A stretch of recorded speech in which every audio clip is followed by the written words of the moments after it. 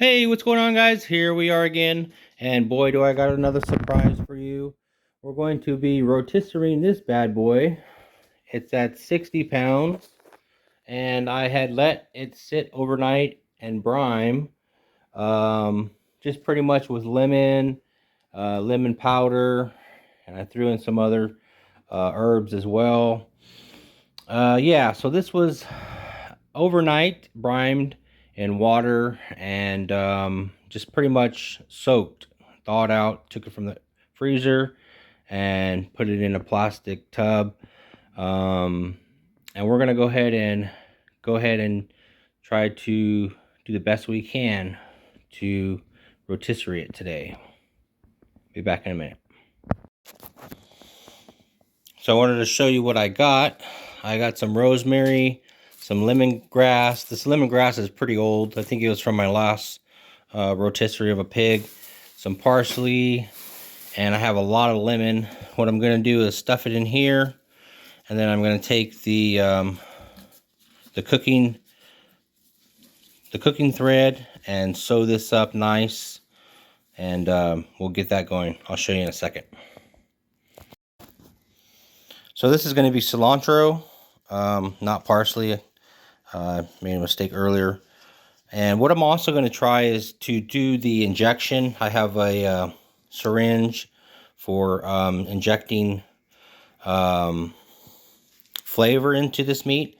Mainly I'm going to put it in the ass end and in the upper shoulder and inject some.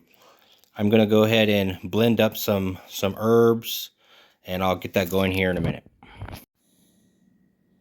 So this is what I let the pig sit from yesterday. I put it in about from the freezer at 10 o'clock. It still had ice inside of the pig. So, making sure that your thawing out process is gonna be effective. You want to do it a day, full day advance, because it takes. I usually always cook in the morning. It's 7 o'clock right now, so I'll go ahead and use these lemons and stuff it. And as you can see, there's lemon powder in there. I put a lot of other stuff in there as well to let it sit overnight, kind of give that flavor and be more preserved for once I cook it, because you don't want to cook it when it's frozen. You're not going to get anywhere. So I put it in one of these tubs overnight, and it just helps the process of cooking. And you don't ever want to cook your meat when it's all frozen and hard. So we'll go from there. I've also crushed up some garlic using this. Kind of just gives it the idea of providing more flavor to the meat inside of the stomach. So I had got some garlic. I'll put it inside as well, and we'll get that going. So I had went ahead and go ahead after you stuff your belly. What you're going to want to do is, I use this cooking thread. Basically, it's not going to catch on fire, or I have to sew up. Usually, I use stainless steel MIG wire, or any stainless steel wire will work. But I've been finding out that this thread works a little bit better. And I have to sew up the belly after I put all my goods inside. And then what I do is I tie up my end legs, especially, because it's only when you ask the butcher how you want your pig, I tell them pigged up in rotisserie style. So they'll put a piece of wire on it and they'll pin them up to the belly. But in the past, this right here has broken once it's cooking and so forth, and the legs, they've hung before, so I've had to stop the rotisserie, take it off, and rewrap it back to the belly itself. The upper legs are not too bad.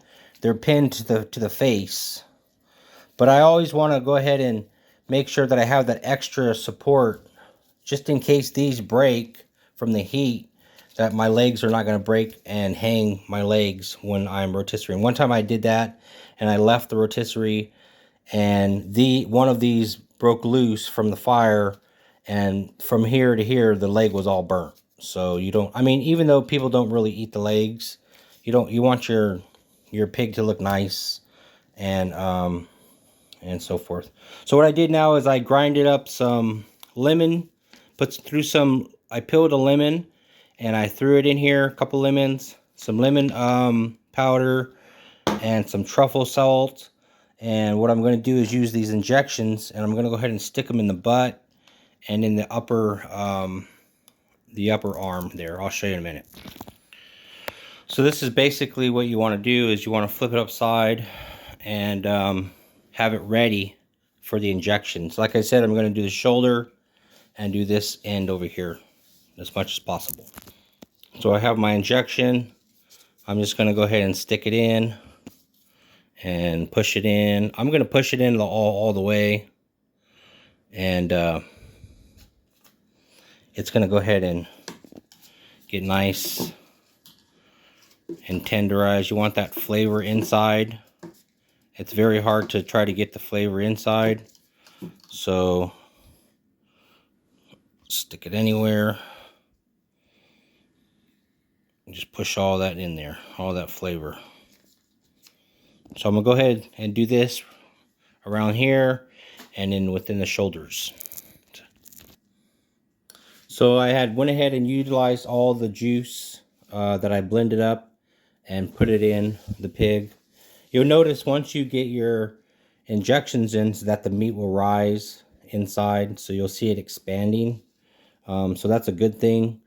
That just means it's getting in there. I went ahead and utilized the rest of this stuff, and I just rubbed the outside of it. So I'm going to go grab the shaft and get ready to put it on the rotisserie, and we'll go from there. Okay, so we are ready to put this on the rotisserie. Don't forget to put your forks on before you shove it through the pig, because then you'll have to take out your shaft and redo it. Sometimes it's a little difficult. I had a little hard time because it was frozen. I had to put it in a little bit lower and cut a hole. But usually when you get it from your butcher, obviously it goes right through the end and then comes up through underneath the chin. So yeah, we'll see how this bad boy goes. If you've been following me, you know I had to make some new forks. These forks I had made also, just welded some square tubing and put a nut on there. So I have an extra one there if this one breaks. I made an extra one just in case. Sometimes they will break, but you want your fork with the longest one on the end, because that's where the most weight is. So I'm going to go ahead and get ready to put this on the rotisserie, and I'll be with you in a minute. So here you have it. I went ahead and put it on the rotisserie, and I'm using these lump coals. Pick these up at Walmart, cowboy lump coals. If you've been following, you know that I have a propane to help the heating and give me more of a stability of controlling the heat. So I utilize both, and this time I'm actually putting the coals on one side rather than putting it all in the middle. I've done that before. I'm going to try and put just on one side. I want to see how that cooks for this time. But yeah, it's 8 o'clock now, and I'll check back with you probably within a couple hours. You'll see how it goes. Just making sure that you're clear from your nose. You don't want to be scuffing up your nose, and your tail is not being you don't want to clip your tail off. There's a couple times where I had to cut my tail off because it was so big and long that I couldn't get it to fit. But yeah, we're going to go ahead and go from here, and I'll catch you guys back in a little bit. So another thing that I had found out from doing this from the past is, what I'll do is I'll take something and poke holes every like, you know, just in the areas that you think that you should be poking holes, because what happens is the pig skin, it starts to bubble, you know, and I don't want that bubbling to happen. So what I do is I just poke holes. I should have did this before, but I just thought of it, and it just helps the process. So here I am. It's 9 o'clock. It's been an hour so far, and basically what you want to do is you want to get that temperature really hot for the first hour or so. As you can see, I turned off my propane. I'll show you right here. My propane is completely off. If I was to put it on, this is where the flames would be. So I went ahead and turned it completely off because the coals are red hot, and as you can see, it's cooking nice and even. You want to have that evenly cooked. You don't want to have it overcooked, but for the first hour I like to cook it really high, but not to where it's flame high, but where it's nice and gonna get that nice crisp outside and nice tender inside. I also just went ahead and put some I put some oil and some other spices, and I brushed that on the outside of the pig to help preserve that flavor and allow it to do what it does best while it's rotisserie, rotating and cooking. So I check back about 12 o'clock. That'll be 9, 10, 11, 12. That'll be 3 hours. You're going to notice a big difference.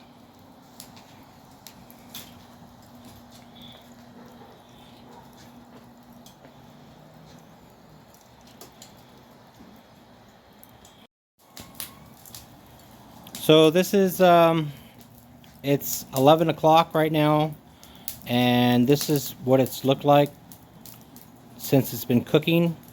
You can see the back end is breaking up badly.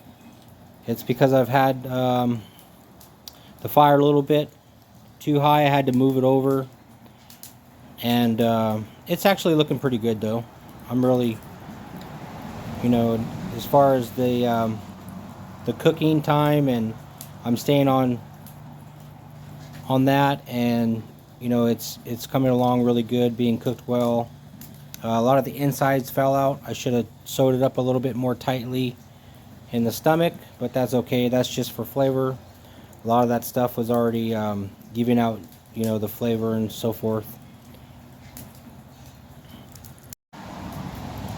So here it is, 11 o'clock. It's not too bad. It's cooking pretty good. The back end is breaking up a lot right here.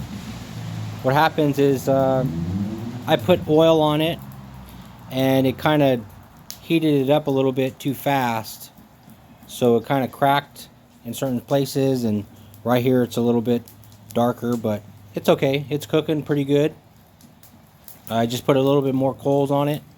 I'm going to move them around and get them into one area. I turned the propane off, so the propane hasn't been on since 9 o'clock, since I showed you earlier. But yeah, it's cooking pretty good. So hopefully by 3 o'clock this will be good to go and ready to eat. Catch up with you guys later.